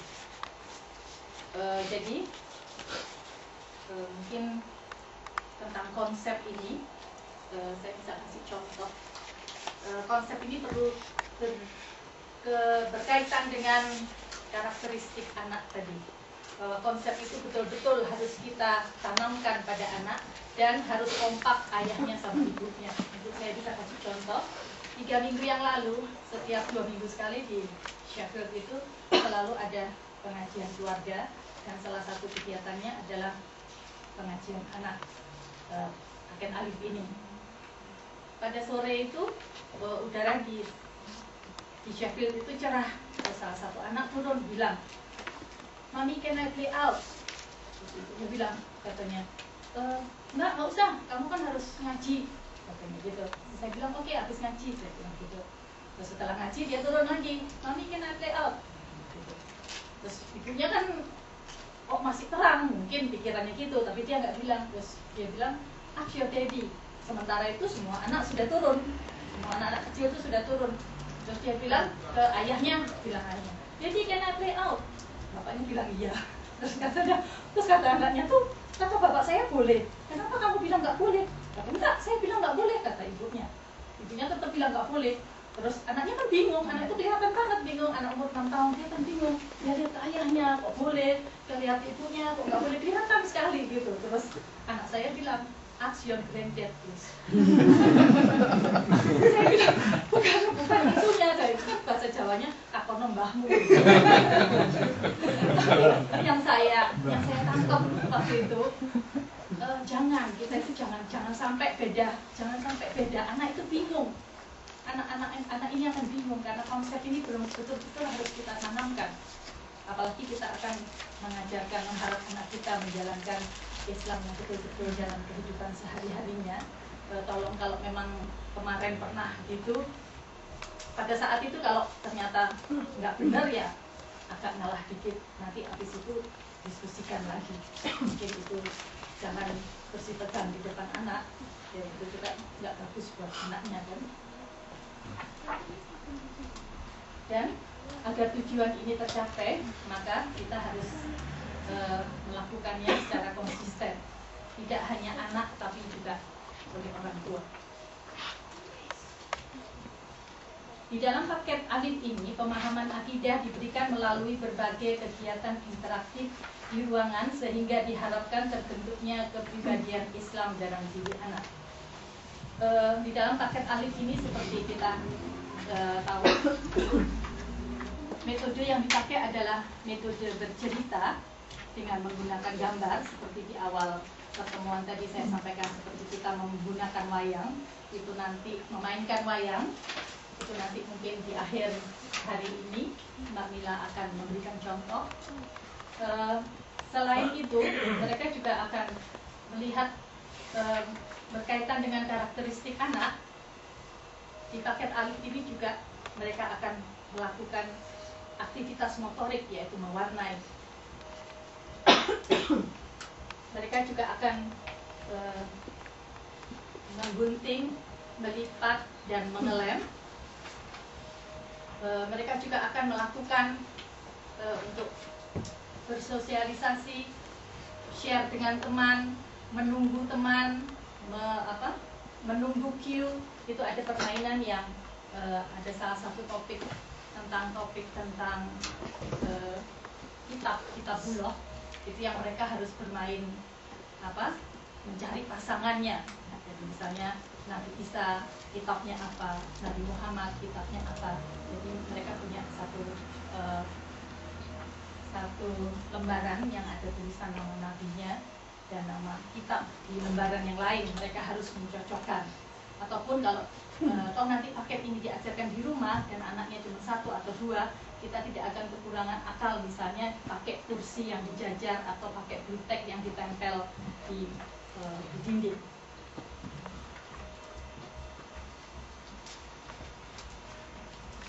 Kepribadian Islam dibangun dengan menanamkan nilai-nilai Islami secara sistematis dan berulang-ulang. Ini yang dipakai dalam alif. Jadi mereka berulang-ulang, misalnya perbuatan baik, contohnya perbuatan baik dan perbuatan tidak baik. Itu selalu diulang-ulang.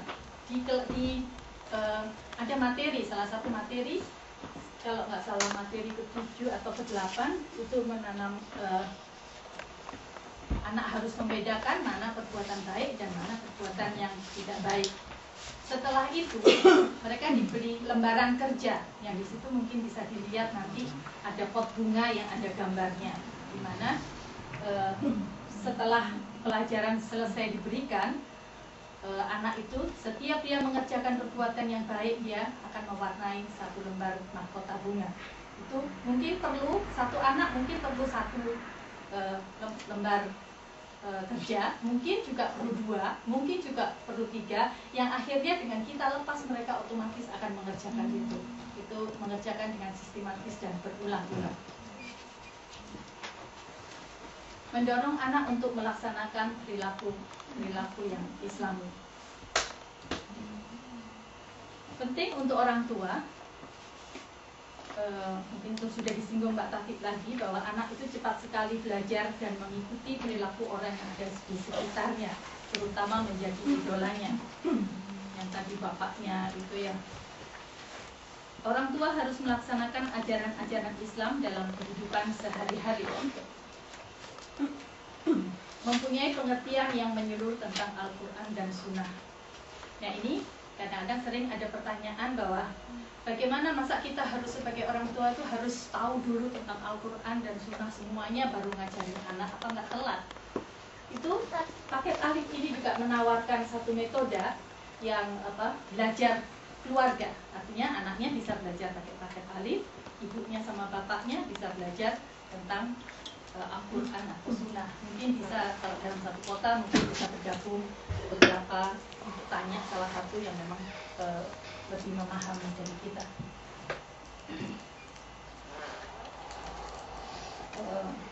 Ini Pak Robert yang mengatakan bahwa dari kecil itu lebih baik. Untuk mencapai tujuan itu, maka program ini perlu memberi anak kesempatan mengembangkan fisik, motorik, sosial, emosional, intelektual, dan moral dalam batas-batas kemampuan anak dan pada laju perkembangan mereka sendiri.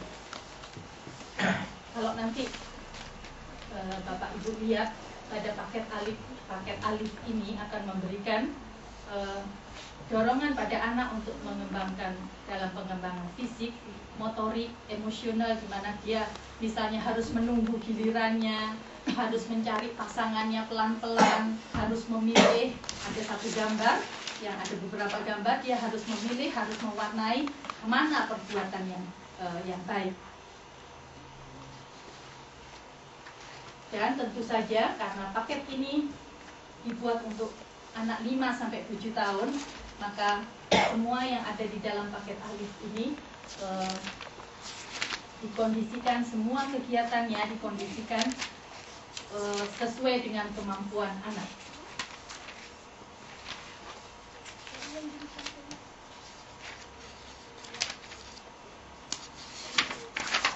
Kita harus memberikan dalam paket alif ini menawarkan satu situasi atau lingkungan yang islami yang dapat diciptakan di dalam keluarga kita yang menyebabkan perkembangan moral dan spiritual anak berkembang sesuai dengan ajaran Quran dan hadis. Tentu saja sebagai orang tua kita harus menyiapkan lingkungan yang aman dan tentram sehingga anak tidak takut untuk mencoba pengalaman baru.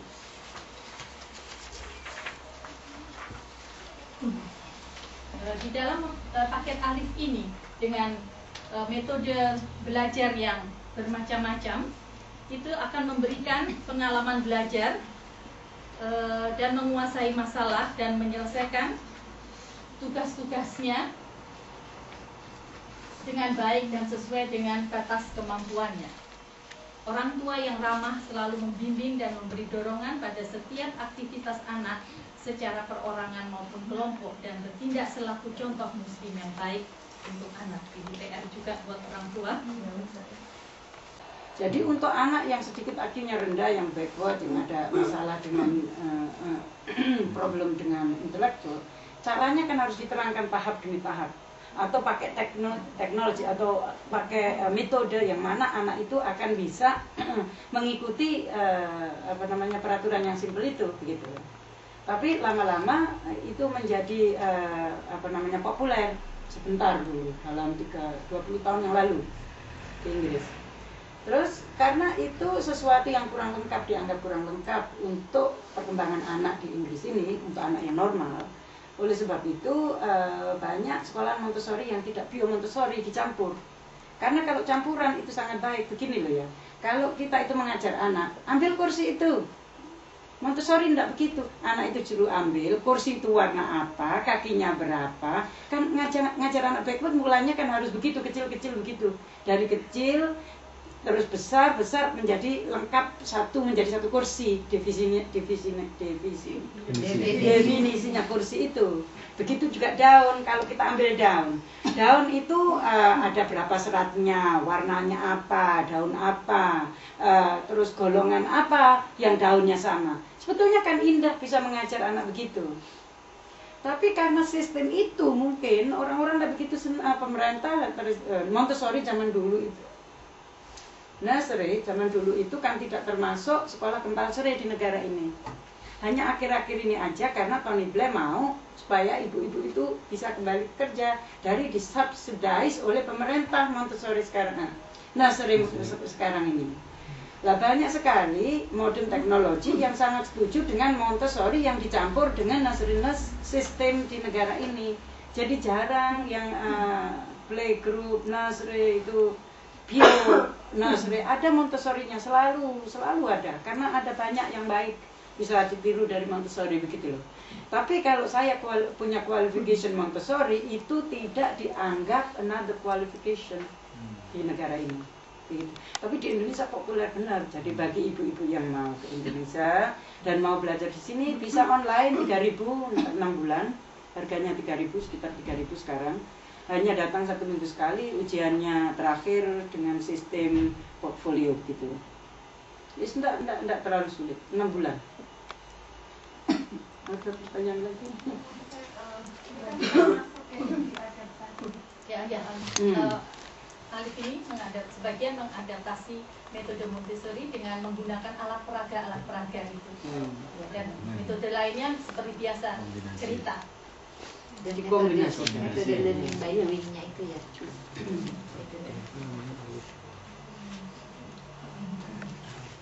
Ada yang lain yang mau menambahkan? Kenapa namanya Alif? Ini mau tanya kenapa namanya Alif? Pemilihan nama. Namanya Alif kenapa ya? Waktu itu Kibar kan ceritanya Kibar memberikan distribusi yang susah di Indonesia, maka Kibar menyerahkan orang yang di Indonesia. Di Indonesia harus buat mendirikan satu badan yang legal di sana. Udah jadinya ya bikin Alif itu. Tapi namanya Alif waktu itu ada beberapa nama. Kenapa Mbak Tati ingat ada kenapa namanya Iya, Alif? karena semua akhirnya waktu coblosan setuju. Sudah banyak nama, terus kita kumpul bersama, kita voting, terus Alif Mas Tata ini yang menggambar logonya itu sangat indah sekali. Jadi ya itulah akhirnya kita setuju. Tidak keterlaluan banyak akhirnya yang involved dengan Alif karena memang endless work ya, karena orang-orang juga sibuk dengan tesisnya masing-masing. Dan alhamdulillah ada saudara kita yang konsisten sampai selesai, yaitu Tata dan Ijo dan Mas Gio. Jadi 3 orang itu yang konsisten sampai akhir. Akhirnya ya jadilah ini insyaallah. Sundan 2 Bandung, sebagai part-time staff admin di London Oriental Academy dari tahun 2001 sampai sekarang. Dan kegiatannya yaitu sebagai pembinaan. Assalamualaikum warahmatullahi wabarakatuh. Alhamdulillah sudah mulai cerah ya. Kebetulan alhamdulillah pada kesempatan ini alhamdulillah bagian saya sudah pada minum teh semuanya, jadi kopi tidak ya. Jadi saya akan sedikit menerangkan petunjuk untuk orang tua bagaimana atau apa saja yang ada di dalam buku ini ya. Di dalam buku ini Ibu, ini adalah sudah sejak awal sudah mulai ini semuanya ya, ini kita punya handout, boleh dilihat ya. Jadi tujuan petunjuk untuk orang tua, kalau saya yang punya ini adalah petunjuk guru, karena guru ini adalah tradisi guru. Nah sekarang itu peminatnya itu bukan hanya guru tapi para orang tua. Karena fotokopi saya Sudah bisa menemukan ya. Ya. Mbak Ana atau Mbak Tanti juga menerangkan bahwa di dalam buku ini ada 2 buku, yaitu volume 1A dan ini adalah volume 1B. Dari awal di sini adalah dimuat atau ditulis sebuah tujuan pendidikan. Ya. Jadi tujuan pendidikannya ini dari tadi pun kita sudah dengar ada ayat surat apa Bu tadi Bu? Yang kita surat Luqman. Ayat berapa Bu? 9 sampai 12. Apa 12 sampai 19 atau 9 sampai 12 ya? Jadi memberi kesempatan pada seluruh anak, orang tua agar terlibat secara aktif dalam proses pendidikan akidah Islam yang berkesinambungan. Ini berkesinambungan berdasarkan Al-Quran dan hadis. Jadi ibu-ibu, di dalam belajar akidah itu adalah bukan hanya untuk anak ternyata, tapi untuk orang tua. Jadi orang tua dan anak. Jadi kita bisa berbarengan. Kita mengajarkan kepada anak bagaimana tentang akidah, seperti tadi Pak Anto sebutkan bahwa akidah itu berasal dari aqoid ya, jadi ikatan. Mengajarkan bagaimana anak mempunyai ikatan kepada Allah, ya kan? Nah tentunya kan ibunya juga harus belajar, ya kan? Walaupun teorinya tahu, ini adalah pendidikan yang berkesinambungan terus, supaya di sini udah tahu otaknya bahwa oh materi akidah seperti ini tadi yang dibahas oleh Pak Anto. Tapi bagaimana, apakah sudah terjadi ikatan antara orang tua dengan Allah? Setelah ada ikatan, lalu sebesar apa, setebal apa, sekuat apa ikatan kita dengan Allah? Itu jadi tujuannya. Makanya harus terus berkesinambungan. Bukan berarti sekarang udah tamat materi akidah, udah nggak belajar lagi. Bukan seperti itu ya. Nah, di dalam buku ini pun ada sasaran umum. Jadi sasaran umum paket ini adalah menanamkan pemahaman bahwa Allah Maha Pencipta, Allah Maha Pemberi rezeki, Allah Maha Mengetahui, Allah satu-satunya yang kita sembah. Jadi dari materi akidah yang kita miliki, yang tadi direview oleh Pak Anto, itu hanya sebuah review. Ibu-ibu sudah harus mendalami dulu dengan, jadi sebelum mengajarkan kepada harus ngelotok dulu apa sih akidah. Tahu ngelotok? Ngelotok itu harus di luar kepala. Kalau di luar kepala berarti nggak hafal. Jadi harus tahu dulu materi akidah yang tadi itu kan hanya gambaran yang Pak Anto itu. Makanya kita harus belajar dulu materi akidah itu. Nah, akidah gitu ya. Jadi ingin menanamkan buku ini ingin menanamkan bagaimana anak mengerti Allah sebagai pencipta. Karena Allah sebagai pencipta, maka Allah satu-satunya yang kita sembah, karena yang telah menciptakan kita. Sehingga kan dari kecil seperti misalnya adik diciptakan oleh siapa? Allah. Itu dari kecil sudah dikenalkan, ya. Nah, terus Allah pemberi rezeki. Karena Allah yang memberi rezeki, maka manusia harus selalu bersyukur. Jadi diajarkan anak untuk bersyukur. Kalau diberi orang terima kasih atau jazakallah khair, lalu bersyukur kepada Allah, alhamdulillah. Nah, ini tentunya tidak akan efektif mengajarkan kepada anak kalau ibunya juga jarang mengucapkan alhamdulillah. Ya kan? Itu kan alhamdulillah itu adalah sebuah rasa syukur yang terus sering diucapkan anak pun. Kenapa? Oh iya, lupa soalnya selalu terus setiap kita memberikan sesuatu kepada anak. Nah, di dalam buku ini juga akan mengajarkan kepada anak Allah Maha Mengetahui. Nah, sebelum kita mengajarkan kepada anak Allah Maha Mengetahui, tentunya kita harus yakin dulu dong bahwa Allah itu mengetahui. Yakin nggak? Saya yakin, ibu akan bilang yakin. Tapi di sini konsekuensi yakin itu adalah manusia harus selalu taat dengan perintahnya dan menjauhi larangannya dan selalu mencari ridhonya. Kenapa? Karena dimanapun kita berada, kita memang harus taat. Karena Allah Maha melihat, mengetahui. Nggak bisa misalnya, sekarang kan lagi nggak ada siapa-siapa. Atau misalnya bagaimana mengajarkan yang anak pun mungkin bisa seperti itu. Apalagi dalam puasa. Sekarang kan nggak ada ya siapa-siapa. Jadi makan pun nggak apa-apa. Masih belum batal. Belum, padahal tadi udah makan. Biasanya, nah dalam materi ini biasanya ibu orang tua sering mengajarkan pada tema-tema bulan puasa, misalnya walaupun ngumpet di kolong kasur, di mana makan diam-diam, Allah pasti tahu, gitu kan? Nah, harus yakin dulu itu kepada kita. Lihat kita, yakinkah bahwa Allah tahu apa yang ada di dalam hati kita pun Allah tahu, dan kita harus yakin dulu. Ya, sehingga dalam berpikir, dalam gerentes hati, kalau gerentes hati bahasa Indonesianya apa ya? Ada bahasa Sunda. Gerentes hati. Oh, bisikan hati. Nah, bisikan hati ya. Nah. Lalu ada proses setelah kita tahu dari tujuan sasaran buku ini, juga ada proses belajar mengajarnya itu seperti apa. Tadi udah disebutkan sebetulnya sama Bu Ana ya, sama Mbak Tati juga. Jadi di dalam buku ini ada falsafah pendidikan, terus ada sasaran. Makanya cermati dulu itu buku ya.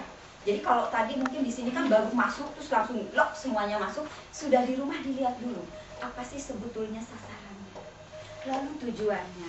Nah, proses belajarnya ini adalah harus mengikuti aspek-aspek perkembangan anak. Tentunya buku ini adalah dibuat atau dikarang untuk perkembangan usia 5 sampai 7 tahun. Walaupun isinya bukan hanya untuk usia itu, untuk emak-emak pun ini, iya kan, cuma beda metode saja. Ya kan, mungkin metodenya kalau emak-emak tidak seperti ini, bukunya agak lain. Nah, tapi akidah itu bisa untuk semua usia. Hanya buku ini adalah dikarang untuk usia 5 sampai 7 tahun. Jadi cara proses belajar mengajarnya, ingat, harus disesuaikan dengan usia anak dan aspek-aspek perkembangannya. Lihat fisiknya, lihat intelektualnya, lihat emosionalnya, lihat sosialnya, lihat bahasanya dan kepribadiannya. Nah, itu adalah PR untuk ibu-ibu, harus tahu dulu.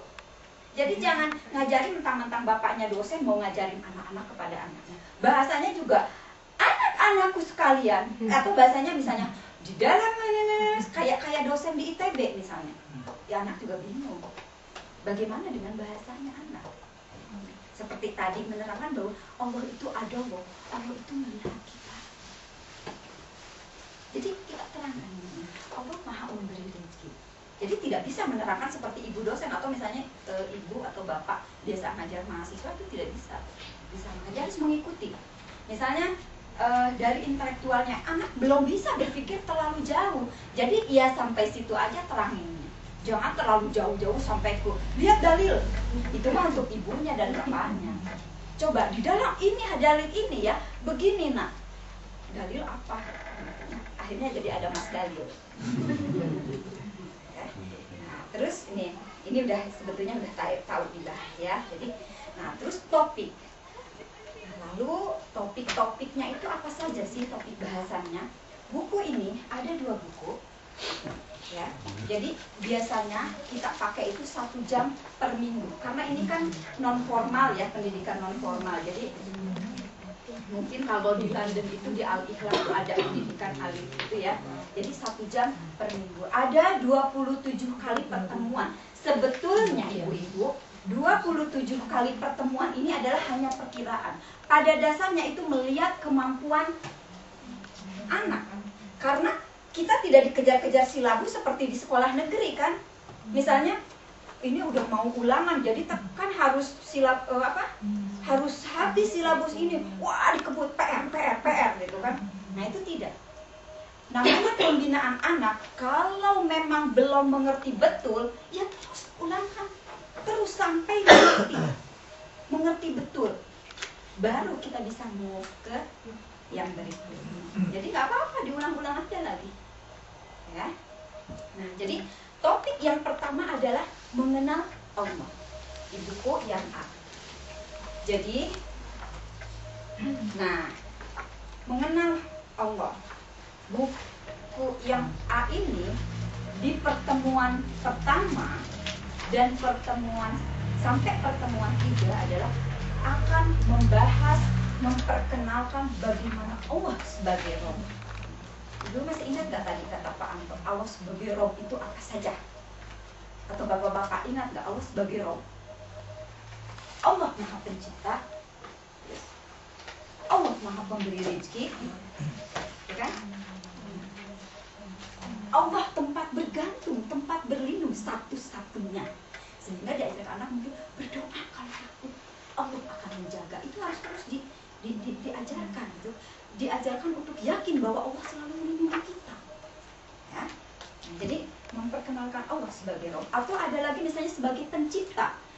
Di dalam buku ini diajarkan harus membedakan, anak usia ini dibedakan mana buatan manusia, mana ciptaan Allah. Coba siapa yang tahu? Ini gelas. Ada yang tahu ibu-ibu bapak ini buatan siapa? Siapa yang membuat ini? Manusia. Coba lihat keluar yuk.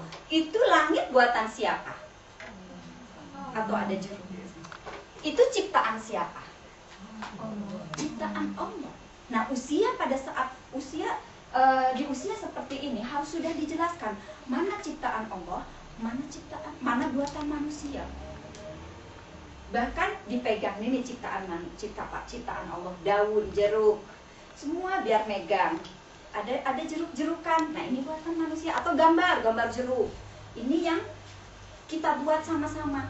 Kapal terbang gitu. Saya dilipat. Ini adalah anak-anak membuat kapal terbang. Allah menciptakan burung, kan? Nah, itu harus membedakan mana ciptaan manusia, mana ciptaan Allah dan mana buatan manusia. Jadi itu harus diajarkan dulu untuk Allah sebagai pencipta, ya kan? Bulan, langit, bintang, tanah, ya kan? Nah, kalau rumah ini ciptaan siapa? Buatan siapa? Rumah. Allah. Karena nggak pernah ngelihat orang ngebangun rumah. Kan ya? Kalau misalnya motor, coba lihat di bengkel ada yang dibuat-buat. Ya. Terus pertemuan 4 dan 5 memperkenalkan Allah sebagai Rob dan memperkenalkan sifat-sifatnya. Tentunya di sini adalah di dalam buku ini sangat simpel karena untuk seusia itu. Jadi sifat-sifatnya itu Allah sebagai sifatnya pemberi rezeki, pengasih dan penyayang. Jadi dalam buku ini diceritakan ada ibu burung, ada bapak burung, dan anak burung. Anak burung itu sangat bersyukur kepada Allah karena memiliki ibu. Jadi anak-anak kita pun harus diajarkan bersyukur kepada Allah karena kalian ada dekat ibu sehingga bisa dipeluk ibu. Itu adalah suatu kenikmatan yang memang harus terus disyukuri. Walaupun ini hati-hati ya, kalau misalnya ibu-ibu ngajar di luar, hati-hati barangkali mungkin ada anak yang memang dia sudah meninggal. Nah, ini biasanya ada masalah. Karena kan kalau kita menerangkan alhamdulillah kita bersyukur karena Allah sayang sama kita, sifat Allah Maha Pengasih dan Maha Penyayang. Sayang sama kita sehingga kita diberi rezeki, kita diberi ada ibu dan ada bapak. Hati-hati ada anak kita mungkin yang sudah ya ada ibu atau bapak. Mungkinnya ini harus kalau anak ke kita mungkin ya bisa. Kalau yang mengajar kebetulan di sekolah itu ada yang sudah, ini yang harus hati-hati. Karena nanti bisa upset, kita bisa sedih. Akhirnya bisa kok orang lain bisa punya ibu dan bahagia, kita itu ya. Nah, terus pertemuan ke-6 adalah memperkenalkan perbuatan baik dan buruk. Di dalam tadi saya lihat tuh ya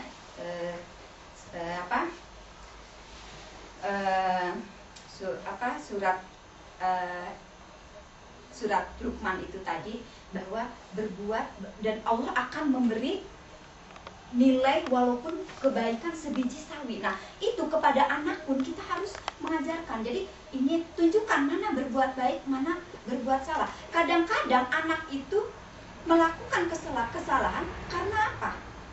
Karena tidak tahu itu salah, ya kan? Sehingga dari kecil itu memang kita diajarkan mana, misalnya kita masukin ya nak, kalau misalnya ada pengajian ada kencengan, suruh masukin satu. Atau di rumah itu mungkin ada kotak charity gitu ya. Itu adalah ciri berbuat baik. Kalau di Indonesia nggak gampang ya, misalnya ada tetangga kasih gift atau ada yang pengemis kasih, kok di sini mungkin infak yang satu itu ya. Nah, itu mengajarkan berbuat baik. Jadi ketika anak berbuat salah, hati-hati ibu dan bapak jangan dulu nah, pernah mengajarkan nggak kalau itu salah? Jangan-jangan nggak tahu kalau itu salah, ya kan? Jangan-jangan nggak tahu. Jadi itu yang normal-normal saja misalnya. Atau